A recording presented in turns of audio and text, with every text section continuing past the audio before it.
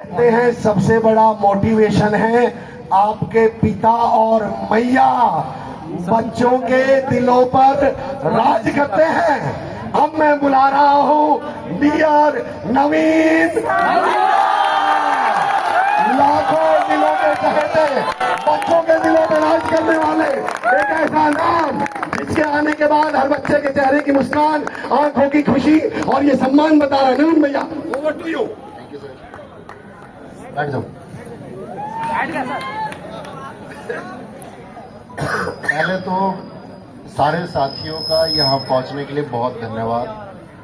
आप सबके साथ में जो भी फैमिली मेंबर्स आए हैं उन सबको नमस्ते, चरण स्पर्श, हमसे जितने भी बड़े लोग यहाँ हैं। और डीएम सर का भी बहुत स्वागत है। दरअसल मैं पहली बार उन्हें देख रहा हूँ अपने ऑफिस में। मैंने बहुत चर्चा सुनी है कि एक होता है कि सामूहिक रूप से आप विकास चाहते हैं जिले का, वो जिम्मेदारी आपकी है, लेकिन आप गांव में प्रत्येक बच्चे की शिक्षा के बारे में सोच रहे हैं और उस बारे में सिर्फ सोच नहीं रहे हैं, उसका क्रियान्वयन भी आप कर रहे हैं और उन बच्चों तक वो मदद पहुंच पा रही है। तो सर, इसके लिए सब बच्चों की तरफ से मैं थैंकफुल हूँ आपके लिए। तो बात आती है कि जैसे मैं आपसे हमेशा क्लासेस में भी ये बात कहता हूँ कि दरअसल में आप कुछ भी जो सुनोगे एक टाइम के बाद में भूल जाओगे, लेकिन कोई पंच लाइन होती है जो हमारी जिंदगी संवार सकती है। और कोई एक लाइन भी अगर तुमने अपनी कामयाबी की हमेशा अपने दिल में रखी तो वही तुमको सफलता की ओर ले जाएगी। कोई भी एक लाइन, लाइक बाबा साहेब की एक लाइन है कि भाई शिक्षा उस शेरनी का दूध है जो पिएगा वो दहाड़ेगा। तो उसके बहुत बड़े मायने हैं। जो उस एक लाइन को समझेगा वो आगे जाएगा। मैं सिर्फ दो कहानी सुनाना चाहूँगा, जिसमें से एक तो मतलब विजुअल स्टोरी है और एक वास्तविक है। तो उस पर थोड़ा सा फोकस करना और ध्यान देना कि पहली कहानी तो ये है कि एक राजा था, और समझना है इसको। और राजा को एक दिन भगवान ने दर्शन दे दिए। राजा बड़ा न्यायप्रिय था, तो उसने बोला जी ये जो दर्शन आपने मुझे दिए है ना, ये मेरी जनता को भी देने पड़ेंगे। मतलब अगर ये भगवान की प्राप्ति मुझे हुई है तो ये मेरे जो लोग हैं इनको भी भगवान दिखने चाहिए। तो उन्होंने कहा ठीक है, जिस पहाड़ी पर मैंने तुम्हें दर्शन दिए हैं इसी पहाड़ी पर दर्शन कल जनता को भी मिल जाएंगे, तुम अपनी जनता को लेके आ जाना। तो जनता उनके साथ में सुबह उन्होंने बोला, मुनादी करवाई कि भाई सुबह चलेंगे सब साथ में। तो जब सुबह सब लोग चल दिए साथ साथ उनके, तो वो ऐसे समझना कि 100% जनता थी कि सबको भगवान देखने थे कि भाई हम देखेंगे। कहते हैं कि थोड़ी देर बाद एक सोने का ढेर मिला साइड में, तो आधी जनता कट ली। एक ग्रीड, लालच कि भाई हम जब कहीं किसी लक्ष्य की तरफ चलते हैं तो कुछ ना कुछ ऐसी चीज आई जाती है जो हमें डिस्ट्रैक्ट कर देती है। वो XYZ कुछ भी हो सकती है, वो आप सबके लिए अलग अलग होगी। 50% लोग बचे। एक लक्ष्य था सबका उस पहाड़ी पे पहुंचने का। फिर थोड़ी देर बाद एक हीरे का ढेर मिला, तो बाकी 50% भी निकल लिए। तो बचा कौन? अकेला। तो उसने उन्होंने बड़ा शानदार प्रश्न उनसे पूछा कि भाई तुम तो अपनी जनता को, ये भगवान जी हमसे मिलवाने वाले थे, तो जनता कहाँ गई? तो उन्होंने कहा जी मैं जो आप मुझे समझाना चाह रहे थे वो मुझे कल ही समझ जाना चाहिए था, लेकिन मैं एक दिन बाद समझाऊं इस बात को, लेकिन समझ गया हूं कि अपने लक्ष्य तक हर कोई क्यों नहीं पहुंच पाता। इसका मुख्य कारण ये है कि हमारे रास्ते में हम सबको पता है कि ये चीज हमको अभी भटकाव की तरफ ले जाएगी, जानते सब है। आज आपके पास इंटरनेट है, आप सबको पता है कि इंटरनेट का प्रयोग मुझे अपने ज्ञान के स्तर को बढ़ाने के लिए करना चाहिए। आप रील्स देखने के लिए उसका इस्तेमाल कर रहे हो, पता तो आपको भी है ना। तो पता हम सबको होता है, लेकिन उस पता होने में कुछ चुनिंदा लोग ऐसे होते हैं जो अपने मन पर संयम रख लेते हैं कि भाई मुझे संयम ये रखना है, और जो संयम रख लेगा वो फिर कामयाब हो ही जाता है। और वही कामयाब लोगों में अक्सर गिने जाते हैं बाद में। उन कामयाब लोगों में से मैं अगर कहूँ तो आपके सामने सबसे बड़ी पहचान, बीच वाले सोफे पर दो लोग बैठे हुए हैं। यूपीएससी एक सपना होता है, आप में से भी कुछ लोगों का होगा। तो जिलाधिकारी सर बैठे हुए हैं। एक सपना होता है कि भाई हमको एक सामाजिक सेवा करनी है, उसके सबसे बड़े उदाहरण आपके सामने अंकित भाटी सर बैठे हुए हैं। क्या बात है सर, क्या बात है सर। और मैं अगर बात करूं अपने साथी अध्यापकों की कि जो सब 7 लोग बैठे हुए हैं, वो भी एक सपना है आज एक वर्ग का कि भाई वो हम जी पाए। दूसरी वास्तविक कहानी ये है कि हमारा जो ट्यूशन क्लास है वो चीयर करना मैं भूल गया उस बात को कि हम लोग आज 1 मिलियन हो चुके हैं, तो एक बार प्लीज उसके लिए ताली बजा दें। आज मतलब ये RWA का अगर मैं बात बताऊं आपको कि इससे पहले एक टीचिंग चैनल है जो 1 मिलियन के पार हो चुका था, एक डिफेंस चैनल है जिसके थ्रू शायद डिफेंस का ऐसा कोई सेक्टर नहीं है जिसमें RWA के स्टूडेंट आज आपका ज्वाइनिंग ना ले चुके हों। टीचिंग के भी लगभग मैं बात करूं कोई भी आपको उत्तर प्रदेश, बिहार या नॉर्थ इंडिया का लगभग सभी सरकारी वर्ग के जितने भी अध्यापक है वो चैनल से पढ़ाई कर रहे हैं। मुख्य चैनल हमारा अभी आपने देखा, उसके लिए भी चीयर करिए कि वो 14 मिलियन अभी पहुंचा आपका, आप सबने देखा होगा।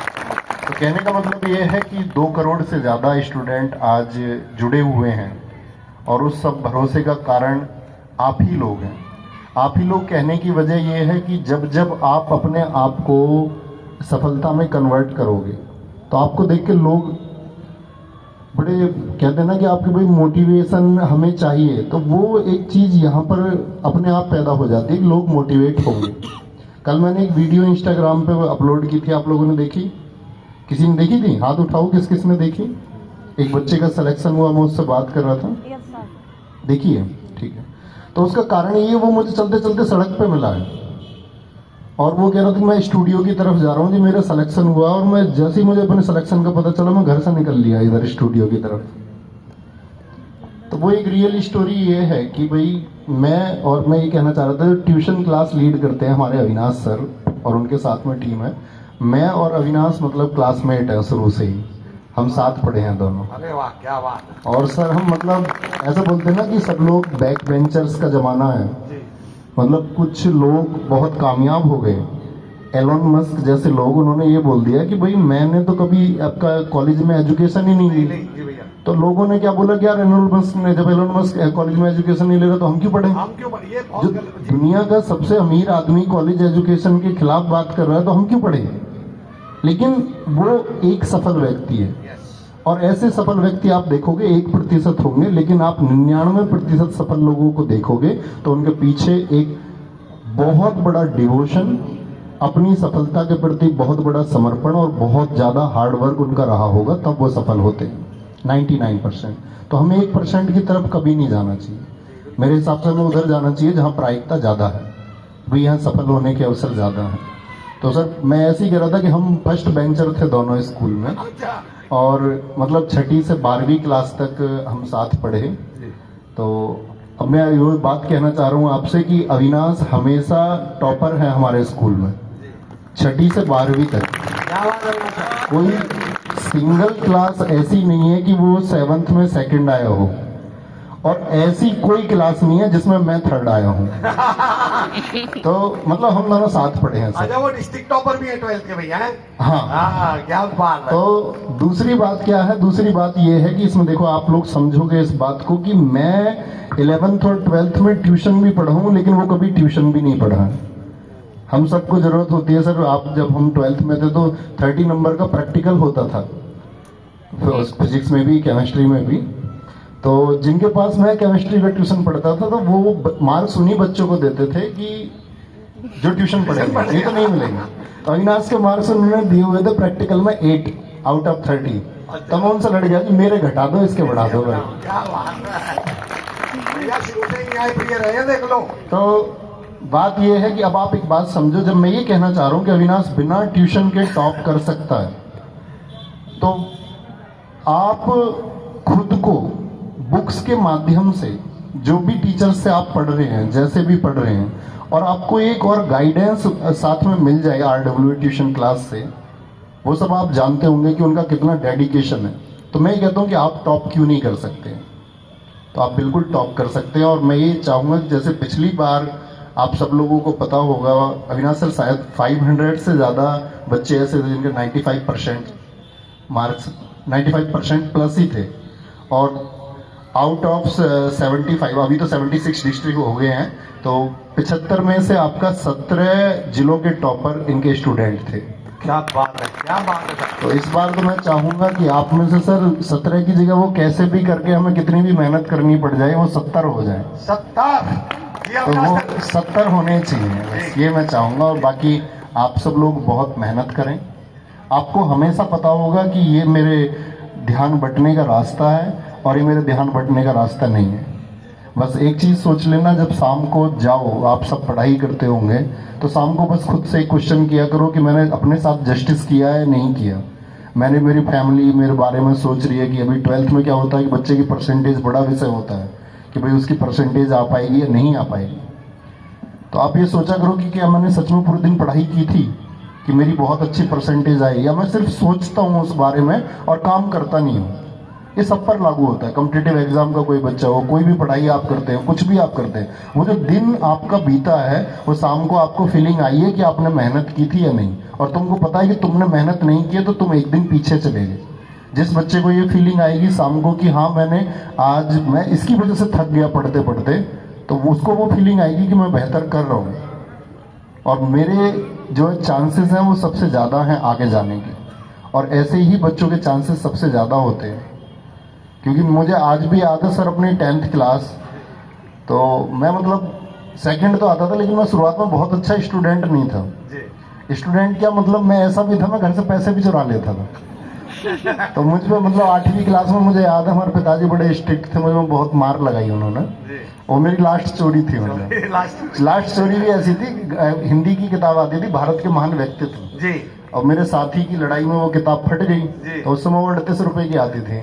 तो वो फैसला हम दोस्तों में ऐसा हुआ कि भाई हमें इसके पैसे देने हैं तो 50 रुपए चुराने पड़े। तो वो लास्ट चोरी थी मेरी। तो मैं कहना ये चाह रहा हूँ, तो जो मुझे वैसे भैया ने एक बड़ी बात की, देखो सुनो, देने सवालों के जवाबों के लिए, बच्चों चोरी भी करना तो किताबों के लिए। भैया ये कहना चाह रहे हैं कि फालतू की चोरी करो। तो बात ये हुई कि मतलब वो एक टर्निंग पॉइंट था। 10th में सर मैं ये बता रहा था, फिजिक्स 35 मार्क्स की आती थी जब हम 10th में थे। और हमारे टीचर थे एक, तो वो मूल्यांकन करते थे बाद में, तो उस टाइम जो है न्यूमेरिकल पे आते थे 10th में फिजिक्स में। तो उन्होंने बोला 2 नंबर का न्यूमेरिकल जो है ये आउट ऑफ सिलेबस है और इसकी जो मार्किंग होगी वो 33 के हिसाब से करेंगे। मुझे अब भी ध्यान है सर, वो ऐसा टाइम था मैं 10th में, और हमारा घेर था मतलब ऐसे ही खुले में खेत में ही। तो मैं उस घेर में मतलब मुझे पहली बार जब मैंने पढ़ना शुरू किया तब से मेरी रुचि, मैं तब से लगातार पढ़ रहा हूँ। मैं उस टाइम पे 16 घंटे 15 घंटे 14 घंटे जो मैं पढ़ पाता था मैक्सिमम पढ़ता था। और जब सर ने कहा था कि मैक्स 33 आ सकते हैं, तो सर मेरे 35 आउट 35 थे फिजिक्स में, और मुझे कॉन्फिडेंस था मेरा 35 आएगा। क्या बात है। तो ये कॉन्फिडेंस आपको पेपर से पहले आ जाएगा, हर एक बच्चे को आ जाएगा। लेकिन ऐसा मत करना प्लीज कि भाई 2 महीने रह रहे हैं तभी पढ़ूंगा मैं, बोर्ड एग्जाम आने वाले हैं। तो बोर्ड एग्जाम का मतलब ये है कि बोर्ड में एग्जाम शुरू होने के कम से कम 1-1.5 महीने पहले तो आपको अपना सिलेबस खत्म कर लेना है। और बाकी गाइडेंस तो आपको सर लोग देते ही हैं ट्यूशन क्लासेस से, उसको फॉलो करते रहना है। ओके, बाकी कॉम्पिटिटिव एग्जाम के जो बच्चे आए हुए हैं, मैंने कहा मैं आपके साथ वहाँ बैठ के बाद में सारे सॉल्यूशंस आपके करूंगा। ओके, थैंक यू, नमस्ते। बहुत बहुत आभार भैया, कमाल, बहुत बहुत आभार, बहुत बहुत शुक्रिया भैया। भैया आपने एक लास्ट लाइन ऐसी कह दी है, मैं आदरणीय डीएम सर के